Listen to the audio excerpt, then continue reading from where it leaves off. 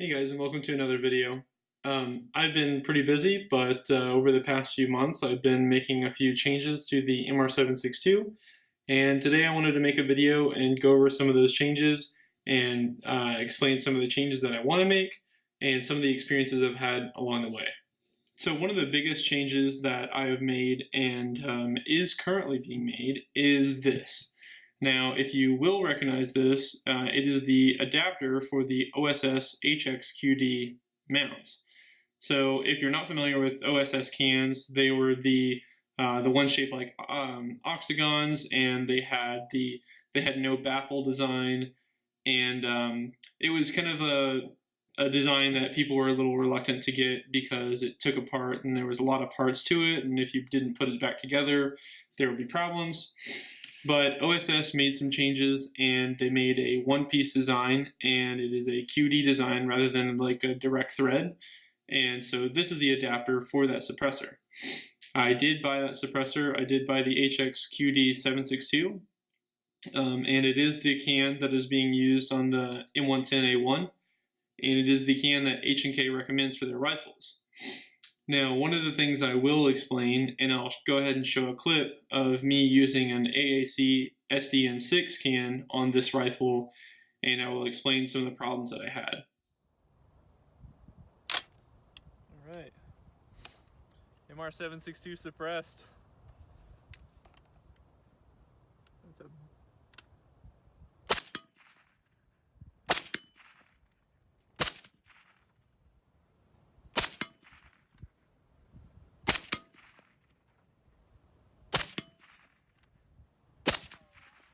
So as far as suppression went with this CN6, it worked really nicely. I was pretty impressed with how it sounded, and I did shoot it without ears, and it was fine for one or two shots, but it started ringing. But with ear protection, it was perfect. No concussion or whatever. But one thing I was noticing is that it was super overgassed. Now I'll go ahead and show you this.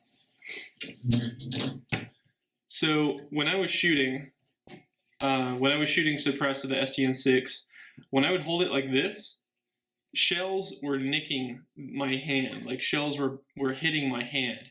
And that is literally almost at the 12 o'clock angle.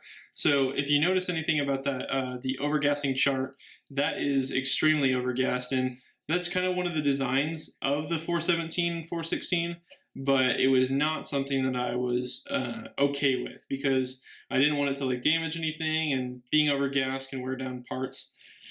So that is another reason that I chose the OSS can over the other baffle style cans. I got it on a pretty good deal from Silencer Shop, and I would definitely recommend them for a suppressor purchase because their kiosk system is really awesome. It is my first purchase through Silencer Shop, and I definitely think I will be purchasing from them in the future. So as you can tell, another change that I've made to the MR762 is I've added a Harris bipod. And this is not just a Harris bipod, and I'll show you some of the parts of this bipod that make it interesting. So obviously I bought this used because I buy a lot of my stuff used because I'm all about saving money, and the person that had this before me made several modifications to the bipod. Starting off, the base model is the Harris HBRMS, and that means that it is the 9 to 13 inch version, and it has the swivel capabilities. As you can tell on any Harris bipod, it has the notched legs that come out and lock like that. And also, he added a, I forget what company makes it, but it's called a pod lock. And it basically takes the retention screw on the swivel and makes it a lot easier to be able to turn. So as you can see, it turns just like that, and you just tighten it up with this lever.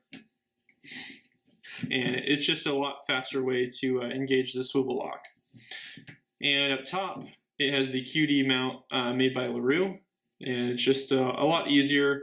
It is an adapter in itself, just like the Sling swivel mount, but the LaRue bipod adapter is pretty nice to just throw on really quick.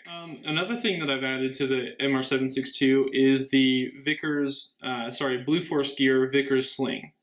This is the one which doesn't have any QD attachments. It just it goes through their Blue Force Gear Picatinny rail, and then it also goes through the back of the HK stock. As you can tell, I've used my favorite camo, Multicam Arid. Just one of my favorites. But I'm really impressed with the Vickers slings. I'm going to do a separate video over the Vickers slings, but I've had multiple Blue Force Gear slings, and they've all been excellent. And I think the longest one I've had is 4.5 to 5 years, and it still works flawlessly. I'm really impressed with the Blue Force Gear slings. So this is the current configuration of the rifle, and other than the suppressor, some of the modifications that I'm going to make in the future are probably I'm going to get an extended rail for the forend, because I like using night vision, and in the future I really want to get a clip-on PVS-30 night vision device. And with the scope and the night vision device, I might need a little extra room, and I like running the lasers and stuff as far out to the muzzle as I can. So that might be a future modification. Another thing that I'm going to change is the scope. I eventually will purchase a Schmidt & Bender PM2 5-25 when I decide to not be poor and get out of school, but that's going to be in a while. But as of right now, I'm still using the scope that we won at an auction.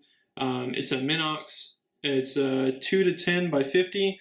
It's really not a bad scope. It's not an excellent, Night Force Schmidt & Bender quality, but it works, and that's what I'm going to keep using on it. But other than that, I am going to be waiting on the suppressor again, and that is it. Stay tuned for more videos, and thank you for all subscribing and liking.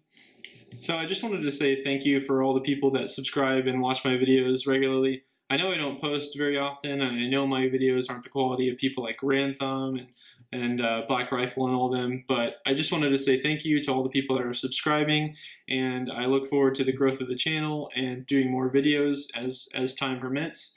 And I wanted to give a chance to do a little giveaway for the people who subscribe, and to help kind of promote the channel a little bit. HK was kind enough to send me a bore snake for 9mm, and I will be doing a giveaway.